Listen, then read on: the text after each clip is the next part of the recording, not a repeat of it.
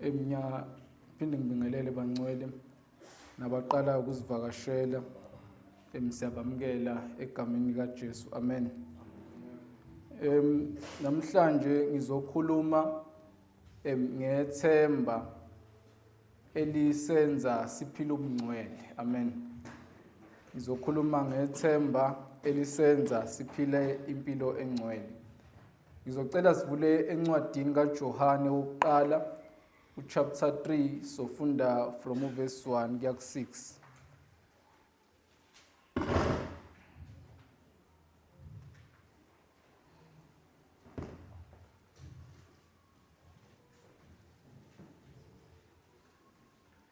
Ngiyacela uqale ngifunde. Uthi verse 1, ake nibheke uthando olungaka asinika lona uBaba, ukuba kuthiwe singabantwana bakaNkulunkulu, futhi siyibo. Nokho izwe alisazi, ngokuba naye alimazanga. Bathandekayo, manje singabantwana bakaNkulunkulu, kodwa akukabonakali esiyakuba yikho. Nokho siyazi ukuthi nxa ebonakaliswa siyakuba njengaye, ngokuba siyakumbona njengokuba enjalo. Bonke abanalelo themba kuye bayazihlambulula, njengokuba yena ehlambulukile. Bonke abenza isono bayaweqa umthetho, ngokuba isono singukweqa umthetho. Seniyazi ukuthi yena wabonakaliswa ukuze asuse izono. Akukho sono kuye, lowo okuye akoni, owonayo akambonanga futhi akamazi. Amen. Ma ulalele lamavesi uyamuzwa la uJohane ukuthi ukunika umqondo wokuthi umuntu onobudlelwane noJesu uphila impilo ekhulayo ekufaneni noJesu, anciphe ezonweni. Usinika lowo mqondo ukuthi umuntu okholwayo uyakhula ekuzondeni isono, asondele ekufaneni noJesu ngokuphila ubungcwele. Amen. So awu-4 amaphuzu engizokhuluma ngaphansi kwawo. Okokuqala ngifuna ukukhuluma ngesiqiniseko se-identity yethu, ngesiqiniseko semvelaphi yethu, ukuthi thina singobani enkosini. Okwesibili ngikhulume ngobufakazi bokuguqulwa kwey'mpilo zethu, ngobufakazi bokuthi sisindiswe ngempela yini. Okwesithathu mase ngikhuluma ngokuthi ubonakala ngani-ke umuntu ozelwe uNkulunkulu nomuntu ongazelwe uNkulunkulu. Okwesi-4 ngikhulume ngokuthi sibizelwe ekuyihloleni ukuthi thina sizelwe ngobani. Amen. Ngiyacela ukuqala kwiphuzu lokuqala. Uthi verse 1, ake nibheke uthando olungaka asinika lona uBaba. Mayethi uJohane ake nibheke, unika abazalwane umqondo ukuthi ake befocuse kulento ababizela kuyona, kulento ababhalele yona, ake beyithathe beyibukisise lento okuyini, okuwuthando uBaba asinike lona. Kodwa ke ma ekhuluma kanje ufuna sibukisise kahle kahle uthando lukaNkulunkulu uBaba asinike lona. So luyini uthando lukaNkulunkulu ukuba azasibize ngabantwana bakhe? Usho njalo uma iqhubeka, ake nibheke uthando olungaka asinika lona uBaba ukuba kuthiwe singabantwana bakaNkulunkulu. So kusho ukuthini-ke ukuba umntwana kaNkulunkulu? Ukuba umntwana kaNkulunkulu kusho ukuthi wena wawufile ezonweni zakho, uphila umathanda, uphila ngendlela wena owawuthanda ngayo, ungamfuni uNkulunkulu, kodwa uNkulunkulu weza yena wehla ezulwini wazodela ukuphila kwakhe ngenxa yakho. Kusho ukuthi wena awugcinanga ngokuthi uNkulunkulu akufele akwenze uyibone ukuthi uyisoni. Kusho ukuthi uNkulunkulu yena uqobo lakho uyakuxolela izono zakho, akulungisise ukwazi ukuphila impilo yokukholwa. Kusho lokho ukuzalwa uNkulunkulu. kusho ukuthi uNkulunkulu usekuthathile wakwenza wabasemndenini wakhe, usuphila ngaphansi komndeni kaNkulunkulu. Ngakho simele ukulibuka lolu thando singalingabazi kodwa sibe nesibindi ngoba uyena osithande singamazi futhi singenendaba naye. Ake nibheke bazalwane uthando olungaka asinike lona uBaba. Oluthe siphila noma kanjani ezweni singenandaba, yena wasondeza kuyena, wasigona, wasenza abantwana bakhe, wasibekela nefa emazulwini lokuthi siphile noJesu Kristu, sibuse kanye naye ingunaphakade. Kuuthando ongeke ulithole kumuntu wasemhlabeni lolo. Uthando olungena kulinganiswa. Simele ukuthi masilibuka lolu thando bangcwele simbonge uNkulunkulu ngoba thina besizoni ngokuphelele sizitha kaNkulunkulu, singalideserve lolu thando, kodwa uNkulunkulu wasithanda yize noma besimzonda thina. Manje siyibo abantwana bakaNkulunkulu. Amen. So lento kuba umntwana kaNkulunkulu isho ukuthi ngisho imvelaphi yethu ke manje sishintshile. Isho ukuthi asadingi ukuhlala ezonweni, angisade siphila noma kanjani ezonweni. Manje sesisemndenini kaNkulunkulu, siphila ngendlela uNkulunkulu afune siphile ngayo.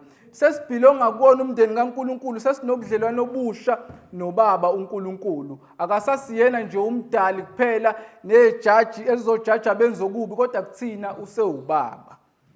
Futhi siyibo, usho njalo mayeqhubeka. Uthi singabantwana bakaNkulunkulu futhi siyibo. Akakhulumi ngento esazowenzeka in future, ukhuluma ngento esiyiyona manje. Masikholwa uNkulunkulu, singabantwana bakaNkulunkulu manje bazalwane. Amen. Singabantwana bakaNkulunkulu, lokho uyakhuluma ngakho nakwincwadi yevangeli yena uJohane chapter 1 uverse 12. Uthi kepha bonke abamamukelayo labo abakholwa egameni lakhe wabapha igunya lokuba babe ngabantwana bakaNkulunkulu. Hayi ngoba sikudeserva, hayi ngoba sinamandla nezikhwepha zokuzenza abantwana bakaNkulunkulu, kodwa uyena osiphila igunya lokusibe ngabantwana bakhe. Ngakho sikusho ngesibindi ukuthi singabantwana bakaNkulunkulu ngoba uyena osinikile igunya lokuthi sibe ngabantwana bakaNkulunkulu. Amen. Ngakho asidinge umuntu ozosabisa, asidinge umuntu ozosithatha kancane uma sithi singabantwana bakaNkulunkulu. Sikusho ngesibindi ngoba siyazi ukuthi okushiwo uyena kuyiqiniso. Ngakho sihlala sinethezekile ngoba singabantwana bakhe uNkulunkulu. Amen. Futhi akukho okungashintsha lokho, akukho okungahlukanisa nothando lwakhe. Amen. Manje singabantwana bakaNkulunkulu, ubudlelwane bethu noNkulunkulu busho lukhulu. Ingakho simele ukulibheka lolu thando mase siyamdumisa uNkulunkulu ngoba ukwenza okukhulu empilweni zethu okwenza sibone ukuthi singobani thina kuyena. Amen. Athi mayiqhubeka, nokho izwe alisazi ngokuba naye alimazanga. Mayethi izwe ukhuluma ngabantu nje. Athi nokho izwe alisazi, angazi uthi nokho abantu abasazi. Usho into kanjalo nje. Mayethi izwe alisazi, akachazi ukuthi abekho abantu esingazani nabo abangakholwa. Kodwa uveza ukuthi abantu abayi-understand lento thina esithi iyona. Mase singabantwana bakaNkulunkulu bayasibuka nje besidelele bethi hayi nesikhathi sokudlala nina.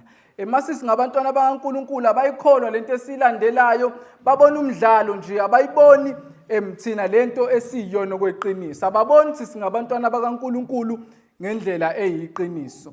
Ngakho lokho kwenza izwe lisithathe kancane, kwenza izwe lisibukele phansi, lingas-understand ngendlela thina esiphila ngayo. Sibukeka njengabantu ababhorayo ezweni, sibukeka njengabantu abangenzi izinto ekumele ngabe siyazenza ebusheni bethu, kodwa konke lokho kwenziwa ukuthi izwe ingoba alisazi. Amen. Kodwa asithuki-ke kakhulu ngoba naye uqobo alimazanga. Asithuki uma izwe lizonda, uma izwe lihlukumeza endleleni esiphila ngayo, ngoba noJesu uqobo lwesithi thina siyamlingisela naye izwa limazanga. Bamhlupha bazi ukuthi uNkulunkulu bephika uNkulunkulu bakhe. Ngakho thina singobani singabantu bakazana esizofuna ukuphakanyiswa abantu mabahluleka ukuphakamisa uNkulunkulu uqobo lwakhe. Thina siyizwe thina singabantwana bakaNkulunkulu asimangali uma izwe lingasi-approve ngoba sidinga vele uku-approve yizwe. uNkulunkulu uqobo lwakhe uyasi-approve asenze abantwana bakhe. Ngakho asisikhi ukuphakanyiswa abantu, asijabuleli ukunconywa abantu kodwa sijabulele ukunconywa uNkulunkulu thina njengabazalwane. Amen. Athi kuverse 2, bathandekayo manje singabantwana bakaNkulunkulu. Bathandekayo manje singabantwana bakaNkulunkulu. Ucizelela lento akade yisho lapha ngaphezulu ukuthi thina singabantwana bakaNkulunkulu. Usethi ke manje singabantwana bakaNkulunkulu. Akuyona into ekumele uyene ngamandla akho, akuyona into ekumele ngokuhamba kwesikhathi uhamba uya uba ngumntwana kaNkulunkulu. As long as usulikholwa ivangeli usungumntwana kaNkulunkulu. Bonke abalikholwayo abamkholwayo uNkulunkulu ubapha amandla negunya lokuthi babe ngabantwana bakaNkulunkulu. Ngakho manje sikhuluma nje singabantwana bakaNkulunkulu. Futhi asinayo idoubt yokuthi siyibo. Asimangali noma izwe lisibuka ngayiphi indlela, siyazi thina sinesibindi lokuthi siyibize ngabo abantwana bakaNkulunkulu. Amen. Ngizongena ephuzwini lami lesibili elithi thina siyoguqulwa njengabazalwane okubufakazi bokuthi singabantwana bakaNkulunkulu ngempela, okubufakazi bokuthi thina sisindiswe ngempela, hayi ngoba kwamandla ethu kodwa kuuNkulunkulu nje esebenza ngamandla akhe kuthina. Amen. Uthi verse 2 na, kodwa akukabonakali esiyakuba yikho. Manje singabantwana bakaNkulunkulu kodwa akukabonakali esiyakuba yikho. Okwamanje akubonakali ngoba sisangena einhlungwini, sisahlupheka, senza konke okwenziwa abantu basemhlabeni, ukuzama impilo, ukwenza zonke izinto ukuze siphile kahle enyameni. Kodwa ngelinye ilanga mhla ebuya uJesu akakabonakali siyakuba yikhona. Khona umehluko oyoba khona. Khona ukuba ngcono okuyoba khona empilweni zethu. Mhla ebonakaliswa thina siyofana naye. Mhla ebonakaliswa imizimba yethu yoguqulwa ifane noNkulunkulu njengoba ekhazimula emazulwini, nemizimba yethu iyokhazimula. Nokho abantu bekhuluma noma kanjani manje asithuki ngoba siyazi ukuthi sinethemba ukuthi mhla ebonakaliswa thina siyofana naye. Okwamanje sisakwi-process yokufana naye. Amen. Okwamanje sisakwi-process yokufuna ukuba njengaye. Mawungacabanga igolide umuntu mayelithatha emayini akalithathi selilungele ukusetshenziswa. Ulithatha lingcolile liyinto ongeke uyithathe nje uyidayise ngaleso sikhathi. Kodwa lidlule emlilweni, lipurifywe, lisuswe konke ukungcola, lisuse yonke into ebukeka ingcolile kulona. Kuthi ngosuku la khona seliphelelisiwe khona seliklini mase libekelwa ukuthi lidayiswe. Nomzalwane ungambuka kanjalo. Ungambuka njengomuntu othathwe engcolile efile ezonweni zakhe. uNkulunkulu wamthatha uyamlungisisa, sikwi-process yokulungisiswa. Ingakho nezwe lingasazi, lingasiboni ukuthi siyini, ingoba sakabi leli golide abalilindele bona. Ngakho ngelinye ilanga mhla ebuya uJesu thina siyofana naye, siyoba igolide likaNkulunkulu. Abantu bethuka ukuthi kanti nayi lento ade beyilandela labantu laba. Ngakho ngelinye ilanga siyofana naye, kwamanje akukabonakali esiya kuba yikho. Lapho sesifana naye kuyoba ufakazi bokuthi lento esiyenzayo into uNkulunkulu ayenza ngokweqiniso ezimpilweni zethu. Amen. Ngakho asidiscourage ke thina sabazalwane ngoba siyazi ukuthi iprocess ayikaze ibe lula. Amen. Noma zifika inhlupho emhlabeni noma bekhuluma noma kanjani abantu bediscourage ukukholwa kwakho wena ukhathazeke ngoba uyazi ukuthi usasemlilweni vele wokuba igolide likaNkulunkulu. Awukhathazeki ngoba uyazi ukuthi ngelinye ilanga uzofana naye. Amen. Usho njalo ma eqhubeka lapha kuverse 2 uthi nokho siyazi ukuthi siyakuba njengaye. Uthi nokho siyazi ukuthi nxa ebonakaliswa siyakuba njengaye. Mayethi siyazi ukusho ngaphandle kokudoubt ukuthi kungenzeka yini sifane naye. No, siyazi ukuthi njengoba thina singabantwana bakaNkulunkulu mhla ebonakaliswa yena thina siyakuba njengaye. Mayethi nxa ebonakaliswa usho ukhuluma ngokubuya kwakhe uJesu eseze emhlabeni eze kubantwana bakhe. Uthi mhla ebonakaliso thina siyofana naye. Okuchaza ukuthi thina siyoguqula imizimba yethu sibe nomzimba ofana nokaKristu.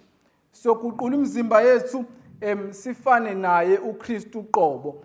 Usho njalo uPaul lapha kwincwadi kabaseKorinte bokuqala uchapter 15 uverse 51 no 52.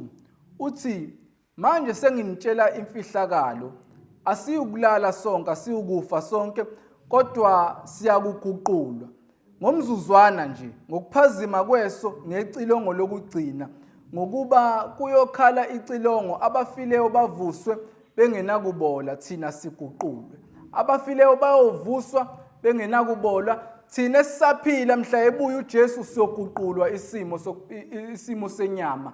Ila khona siyobe sesifana naye uJesu Kristu uqobo. Ngakho okwamanje akukabonakali, kodwa mhla ebuya yena imizimba yethu yoguqulwa, siyobona uNkulunkulu uqobo lwakhe, umzimba wakhe egcwele inkazimulo, mase sifana naye thina njengabazalwane. Lapho siyoyibona ukuthi nayi lento ade silandela futhi iyiqiniso ngempela. Noma abantu besibuka besithatha kancane okwamanje bayoba wofakazi bona uqobo ukuthi lo nkulunkulu esimlandelayo uNkulunkulu ophilayo. Amen. Ngaleyo ndlela bangcwele asithuki uma izinto zenzeka ngale ndlela sisemnyameni efayo, umhlaba ubhizi wonakala, ngoba siyazi ukuthi thina mhla ibonakaliswa yena imizimba yethu thina iyoguqulwa, imizimba engasenakho ukugula, imizimba engasasafarishi ngezono, imizimba esingasoni, engasahlushwa inkanuko, kodwa imizimba esiphelelisiwe iguqulwa uNkulunkulu uqobo lwakhe. Akusiwo amandla ethu bangcwele, kodwa kuyobe kwamandla akhe uNkulunkulu ezibonakalisa ezimpilweni zethu. Amen. Uthi mayiqhubeka kuverse 2 ngokuba siyakumbona njengoba enjalo. Mayethi mayibonakaliswa siyofana naye, mayesethi ke thina ke siyokumbona njengoba enjalo. Okwamanje sisakholwa asakambona abanye bethu, kodwa abapostoli bambona. Thina ke singakamboni, ngalelo langa siyombona njengoba enjalo. Ngelinye ilanga siyobona amanxeba ezandleni, ngelinye ilanga siyobona umzimba wenkazimulo, ubuhle bakhe uNkulunkulu. Ngalelo langa ila khona esiyoba njengaye khona mhla yena ebonakaliswa, nathi imizimba yethu uqobo iyoguqulwa ifane nesimo sakhe. Ngakho mhla ebonakaliswa siyombona njengoba enjalo, nathi sifane naye. Hayi ukuthi sizoba njengaye bangcwele ngoba sizama kanzima. Yesi siyalwa nesono, kunzima, kodwa ukuba njengaye angeke kwenziwe ukusebenza kanzima kwethu, kodwa kuyowenziwa nje amandla akhe noNkulunkulu bakhe esebenza nje ngabo kuthina. Amen. Ngakho thina njengabazalwane sinesibindi sokuhlala evangelini, sinesibindi sokuma ekukholweni ngoba siyazi ukuthi ngelinye ilanga siyakuba njengaye noma imizimba ikhathala okwamanje, kodwa leyo mzimba iyoguqulwa okwesikhashana. Lokhu kuyadlula konke, ngelinye ilanga uyobuya sifane naye, siphile naye, sibuye sibuse naye ingunaphakade. Amen. Sengiya kwiphuzu-ke lesithathu elithi simeleke ukubonakala thina njengabangcwele ukuthi singabantwana bakaNkulunkulu yini, noma singabantwana abaphila noma kanjani ezweni. Amen. Uthi verse 3 na, bonke abanalelo themba kuye bayazihlambulula. Bonke abanalelo themba kuye bayazihlambulula.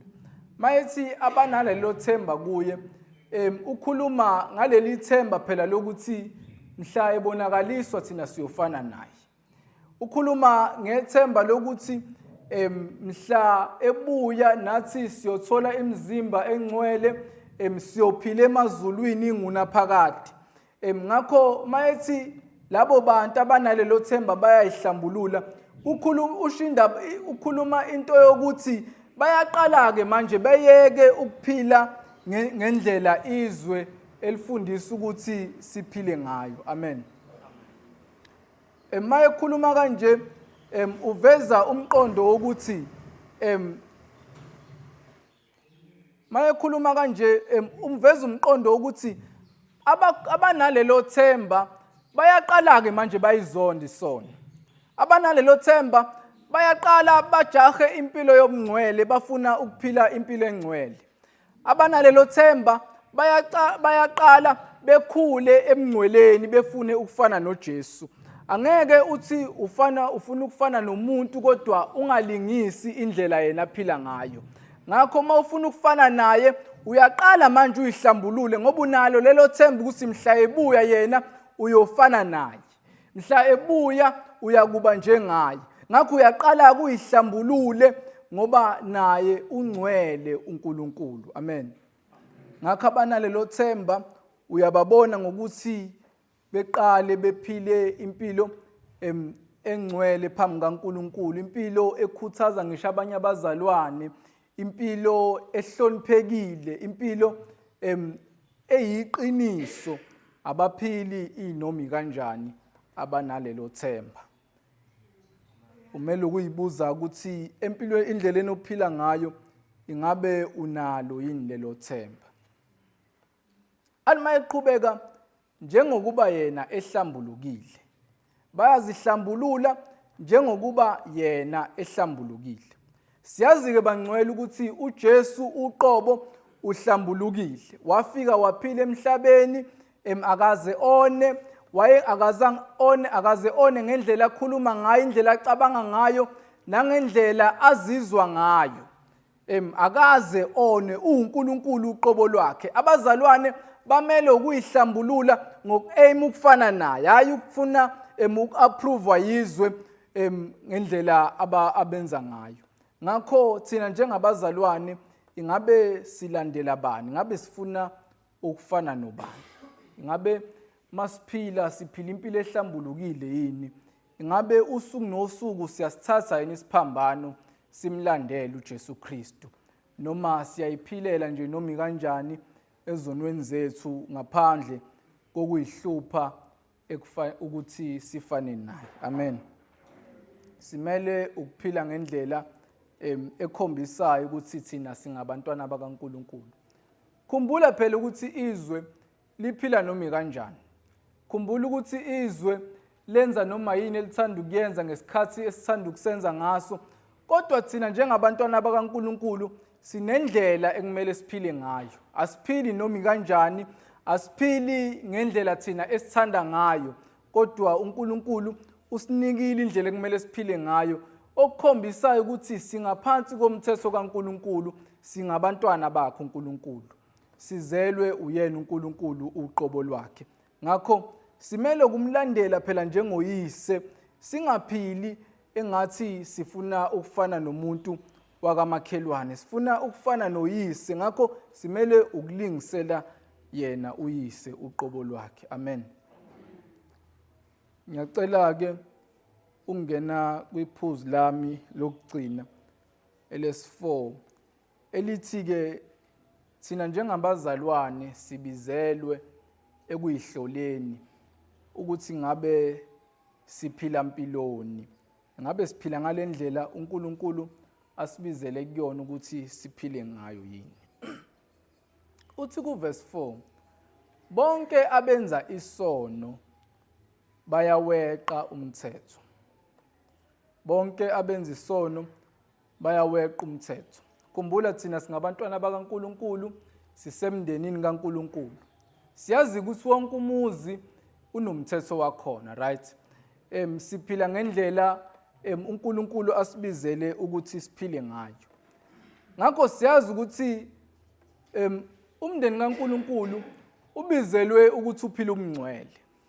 Umndeni kaNkulunkulu ubizelwe ukuthi uaime istandard sikaNkulunkulu ekuphileni ubungcwele. Siyazi ukuthi akhona amavesi asitshela ukuthi masibe ngcwele njengokuba yena engcwele.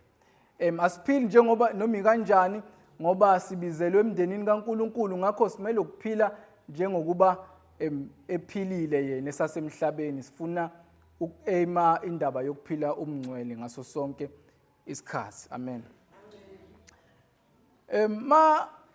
Mangisho njalo ngiyafuna ukuyiveza lento ukuthi ukwenza isono kuyinto enkulu kuNkulunkulu, akuyona into encane ekumele thina siyishalazele.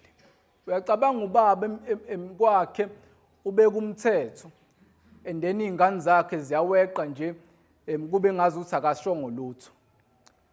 Kubuya kanjalo ke naNkulunkulu. uNkulunkulu njengomzali usinikile umthetho. Ngakho masiweqa thina siyamdelela uNkulunkulu. Ngakho masiweqa asenzanga nje imistake kodwa sonile kuNkulunkulu. Maseqa umthetho simkhomba ngomunye ehlweni uNkulunkulu, asizwa lento ayishoyo futhi sishaya indiva lento ayishoyo uNkulunkulu. Ngakho maseqa umthetho sithi uNkulunkulu unesikhathi sokudlala lento asitshela yona masiphila ngendlela angasibizelanga ukuthi siphile ngayo. Sabazalwane simele ukuobey umthetho kaNkulunkulu, simele ukulandela umthetho kaNkulunkulu, singaba abantu abaweqayo umthetho ngendlela thina siphila ngayo. Umthetho kaNkulunkulu uyinto enkulu ekumele sithathele phezulu. Isono webangcwele akusiyo into encane ukuthi uma uyenzile uyibrush off uyishiye kanjalo. Ingakho uJesu weze wehla ehlele esihlalweni sobukhosi wazosifela isono. Ngakho asikwazi ukuthi isono sizibe siphile ezonweni, siphile ngendlela engamthokozisa uNkulunkulu, ngoba sina siclaim ukuthi sisemndenini kaNkulunkulu, asiphile ngomthetho uNkulunkulu asibizele kuwona njengabantu abaphila emndenini kaNkulunkulu. Amen. So ngaleyo ndlela njengabantwana bakaNkulunkulu simele ukuthi singaphili noma kanjani. Simele ukuthi silandele iauthority kaNkulunkulu phekwe impilo zethu. Izinto ayishoyo sizenze. Noma kuthiwa zinzima kwesinye isikhathi, kodwa usekhulumile ubaba, uyakwazi esinamandla okwenza, uyakwazi esingenawo amandla okwenza. Ngakho senze lokho akushilo sikwenze ngendlela yena afuna ngayo. Njengabantwana bakaNkulunkulu simele ukumlalela uNkulunkulu, siphushe ekuthenini siyayenza intando yakhe. Masingayenzi siyamthuka uNkulunkulu ngendlela thina esiphila ngayo. Amen. Njengabazalwane simele ukusibalekela isono. Athi mayiqhubeka kuverse 4, ngokuba isono singukweqa umthetho. Siyasichaza ukuthi isono siyini. Isono singukweqa umthetho, okuchaza kona ukuthi zonke lezi zinto ozenzayo ongayicabanga kahle kahle wena weqa umthetho kaNkulunkulu. Zonke lezi zinto uNkulunkulu athi ungazenzi athi uNkulunkulu ungahlebi, athi uNkulunkulu ungayo ocansini ungashadile, athi uNkulunkulu ungamthuki umuntu, athi uNkulunkulu othanda umakhelwane ngendlela wena oyithanda ngayo. Zonke lezo zinto ziwumthetho kaNkulunkulu awubekile. Ngakho masizeqa lezo zinto siyona masenza njalo siyaweqa umthetho kaNkulunkulu. Amen. Ngakho isono akukona nje bangcwele ukuba ne-weakness thizeni, kodwa kugolozela uNkulunkulu into ayishilo ezimpilweni zethu. Athi kuverse 5, seniyazi ukuthi yena wabonakaliswa ukuze asuse izono. Seniyazi ukuthi yena wasuka esihlalweni sobukhosi wezemhlabeni. Akehlelanga nje ukuzophila anethezeke emhlabeni, kodwa inhloso yakhe ukuzobuyisa abantu abafake emndenini kaNkulunkulu. Wehla wezemhlabeni ukuzosusa izono zakho. Cabanga-ke uNkulunkulu esehlile wezemhlabeni, wena uqhubeke uhlale ezonweni zakho unethezeke. Uthi yize lento uNkulunkulu ayezele emhlabeni. Uthi kuyize ukuhlushwa kwakhe, ukubethelwa kwakhe esiphambanweni. Uthi kuyize ngoba uphila noma kanjani after ukufelwa uJesu. Ingabe lento yokufelwa uJesu ehla ezemhlabeni ezosusa izono zabantu, ingabe uyithatha kancane yini wena leyo nto? Ingabe uyithatha kancane yini ngendlela ophila ngayo? Ingabe uyithatha kancane yini ngendlela okhuluma ngayo? Ingabe uyithatha kancane yini endleleni owenza ngayo izinto? Ngoba yena uqobo waphila ubungcwele. Ngakho thina asikwazi ukuhlala ezonweni. Yena wehla wezemhlabeni ukuze ayisuse lezono thina njengabazalwane esingamele ukuhlala kuzona. Athi akukho sono kuye. Akukho sono kuJesu Kristu. uJesu Kristu ngisho uSathane esezama ukumlinga wagoloza ukona. Ayikho into enza uJesu Kristu abe isoni ngaphandle kokuthi abethelwe enziwe isono ngenxa yezono zethu.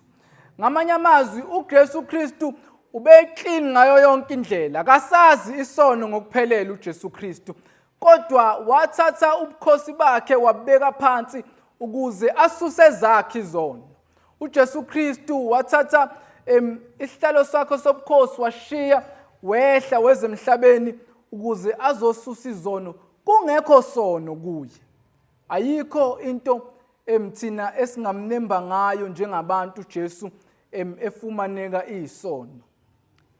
Ngakho simele ukulingisa yena, singeqi umthetho kaNkulunkulu asibizele ekuthenini singaweqi. Siphile impilo engcwele, siphilise kwabantu abanethemba lokufana naye ngelinye ilanga, ngoba akukho sono kuye, nathi asisibalekele isono njengabazalwane. Amen. Mase ethi kuverse 6, lowo okuye akoni. Athi lowo okuye akoni. Okuchaza ukuthi okholwa uJesu akahlale ezonweni. Mayithi nje lowo okuye uveza umqondo wokuthi onobudlelwane naye uJesu Kristu, oclaim ukuthi uyakholwa, omemezela ukuthi uwumntwana kaNkulunkulu. Mase ethi akoni, elesingisi libeka kangcono, liveza umqondo wokuthi akaqhubeki ehlala ezonweni. Siyazi ukuthi yena uJohane uyakhuluma athi uma kwenzeka sone sinommeli uJesu Kristu, okungachaza ukuthi umzalwane akwenzeki one, kodwa kuveza umqondo wokuthi umzalwane akamele ukuphila ahlale ezonweni zakhe.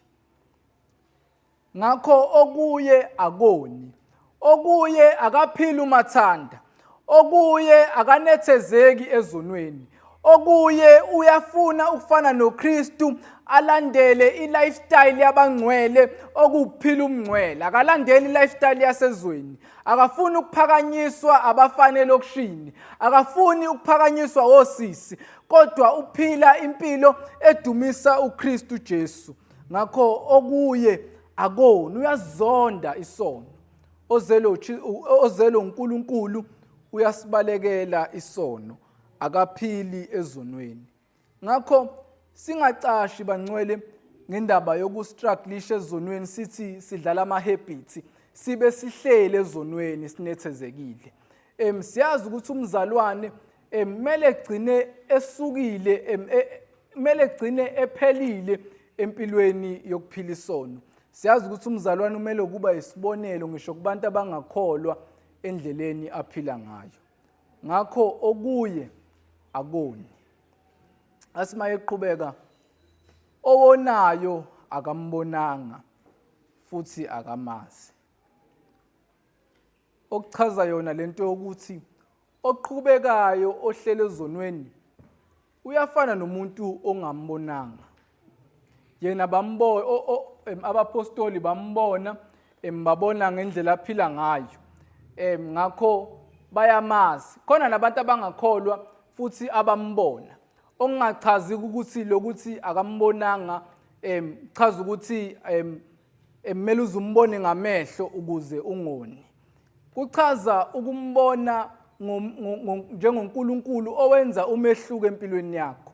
Kuchaza ukumbona njengoNkulunkulu othi mayefika empilweni yakho akwenze wena uqala uzonda isono. Ngakho mawusaphila ngokunethezeka ezonweni uyachaza ukuthi wena umbonanga njengoNkulunkulu. Dema umazi uNkulunkulu, dema uyibona ukuthi ungcole kangakanani usibalekele isono. Ngakho mawuphila unethezekile ezonweni zakho uyakhombisa ukuthi awumbonanga. Mayesethi futhi akamazi. Okuveza kona ukuthi mawumazi ukuthi izono izonda kangakanani uNkulunkulu, simele ukusibalekela isono. Ngakho mawumazi uNkulunkulu, phila ngendlela uNkulunkulu akubizele ukuthi uphile ngayo. Ungaphili engazi ukuthi awuwazi umthetho wala ekhaya. Ungaphili engazi ukuthi umuntu othathwe nje ngaphandle mase kwathiwa nje phila noma kanjani. Phila ngendlela uNkulunkulu akubonise ngayo ukuthi uphile ngayo, mase ulandela yonke imithetho uNkulunkulu akubizele kuyona. Ngakho mawuphila kanjalo uyakhombisa ukuthi unethemba lokufana naye ngelinye ilanga. Amen. Uyakhombisa ukuthi ungozelwe nguNkulunkulu. Ozelwe uNkulunkulu akaphili noma kanjani. Awukwazi ukusho ngesibindi ukuthi manje singabantwana bakaNkulunkulu ube uphila isinomi kanjani. Kodwa ukusho ngoba uyafuna ukufana naye, uyamlingisela ngendlela ophila ngayo. Ngakho thina njengabazalwane simele ukuyihlola ukuthi ngabe siphilisa okwabantwana bakaNkulunkulu yini. Amen. Ngiyacela ke ukusummarize mase ngiyathandaza. Sokuqala ngithe simele ukuba nesiqiniseko ukuthi thina singobani kuNkulunkulu. Thina singabantwana bakaNkulunkulu. Sizele uNkulunkulu uqobo lwakhe. Ngase ngakhuluma ngokuthi okunye kwezinto esiyoyibona eziyoba ubufakazi ukuthi sizele uNkulunkulu, imizimba yethu mhla ibonakaliswa iyoguqulwa siyofana naye uNkulunkulu. Ngase ngakhuluma ngokuthi ke njengabantu abalindele ukufana noNkulunkulu simele ukuhluka ke ezweni, simele ungafani nabantu abaphila ezweni. Kumele kube khona umehluko phakathi kwabantwana bakaNkulunkulu nabantwana abaphila ezweni. Abanalelo themba bayayihlambulula okukhombisa ukuthi bangabantwana bakaNkulunkulu, bafuna ngelinye ilanga ukufana naye uNkulunkulu, bafuna ukumbona njengoba enjalo mase imizimba yabo iguqulwe bebe njengaye. Amen. Okwesifonga singathi sibizelweke kuyihloleni ukuthi ingabe thina impilo esiphilayo, ingabe le impilo esiphilayo, ingabe le mpilo esibizelwe kuyona yini. Asimgolozeli yini uNkulunkulu ngendlela thina esiphila ngayo. Asimhlokolozi yini uNkulunkulu ehlweni ngomuno sithi singabantwana bakaNkulunkulu kodwa siphila ngendlela engamthokozisi uNkulunkulu. Amen. Ngiyacela ukuthandaza.